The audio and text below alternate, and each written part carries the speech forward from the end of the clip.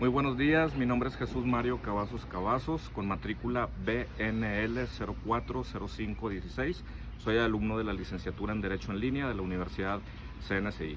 Y pues bien, el objetivo de este video pues es presentar el producto integrador de la materia Introducción al Derecho, en la cual me voy a proponer hablar del testamento, los tipos de testamentos que existen y pues bueno, en la práctica general, la práctica jurídica, cómo se maneja este tema. El testamento viene siendo un documento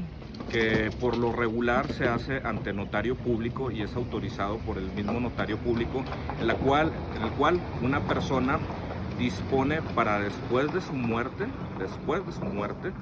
de sus bienes o bien parte de sus bienes. Existen varios tipos de testamento, es el testamento abierto, el testamento cerrado, el hológrafo y el especial. Me voy a enfocar principalmente en el testamento público o testamento público abierto, que es el testamento más común que hacemos las personas y el más recomendado. ¿Por qué? El testamento abierto, por lo regular, la persona acude ante notario público, va y le comenta sus intenciones, le platica de su patrimonio, a quién lo quiere heredar después de su muerte, ya sea de manera general o de manera específica en cuanto a ciertas propiedades, que para un hijo, para una hija, etc. Y el notario se da la tarea de redactarlo acorde a las necesidades y los deseos de la persona para después de su muerte. Una vez redactado, el notario se lo da a la persona para que lo lea y aparte el notario tiene la obligación de leerlo en voz alta a la persona. Verifica que la persona esté bien de sus facultades mentales, verifica el notario que la persona no esté siendo presionada para realizar o llevar a cabo la elaboración de ese testamento, y así proceder, valga la redundancia, a notarizarlo y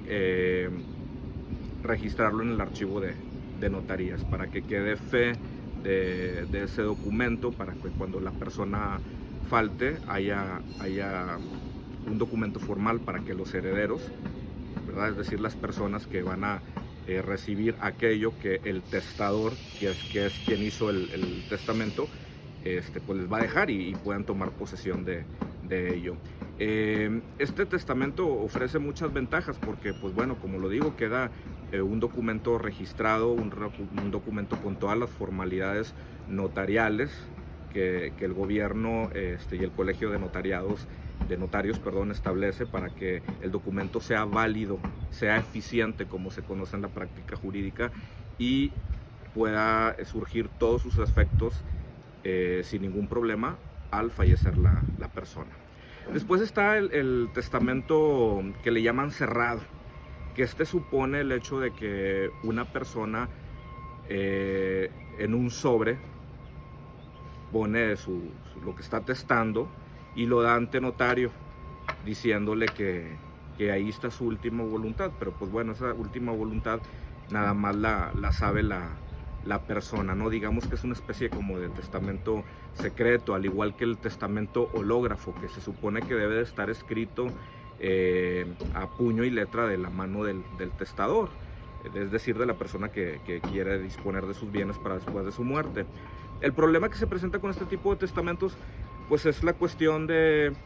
que, como lo mencionaba con el testamento abierto, o sea, pues tiene que tener ciertas formalidades, ciertas especificaciones de redacción que si no son cumplidas de manera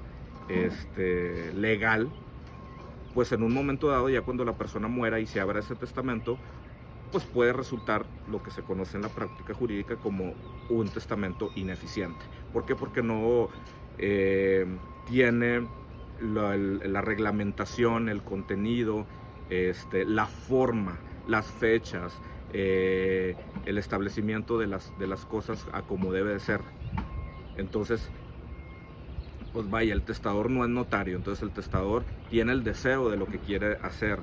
con sus bienes después de su muerte, más sin embargo no conoce la forma en cómo debe ser redactado un testamento. Por eso la primera opción, el hecho de ir con un notario que nos lo redacte, que nos lo lea, es la mejor opción. Por último, existe también el testamento especial, que pues es el que se hace, que se le dice que puede ser testamento marítimo, puede ser un testamento que se hace en el extranjero. Ya son otro tipo de testamento que igual y se hacen con la asesoría de una persona que conoce del tema de cómo se hacen los testamentos, más sin embargo se le llama especial porque pues están hechos ya sea dentro de una embarcación marítima o están hechos en otro país. Ahorita que menciono la cuestión de que el testamento especial se refiere también a testamentos que están hechos en otro país,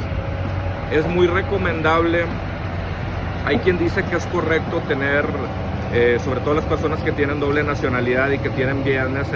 en varios países, pues tener un testamento en cada país para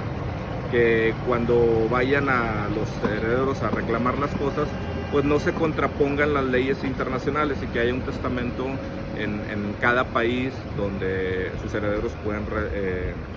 digamos que ir a reclamar los bienes. Más sin embargo, esta teoría en la práctica se contrapone con la opinión de muchos otros notarios, porque hay notarios que te dicen que no es correcto tener más de un testamento, aunque sean diferentes países.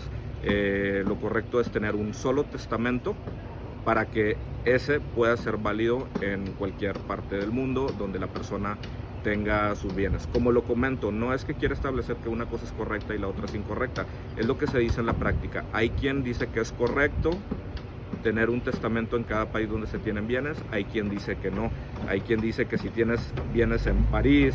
y tienes bienes en Estados Unidos y bienes en México, pues hay que tener nada más un solo testamento, ya sea en México, en Estados Unidos o en Francia. Eso es lo que puedo comentar al respecto en base a lo analizado en la materia, en base a mi experiencia personal. Y pues bueno, reitero mi nombre, Jesús Mario Cavazos, matrícula BNL 040516 de la licenciatura en Derecho en Línea del CNCI. Gracias.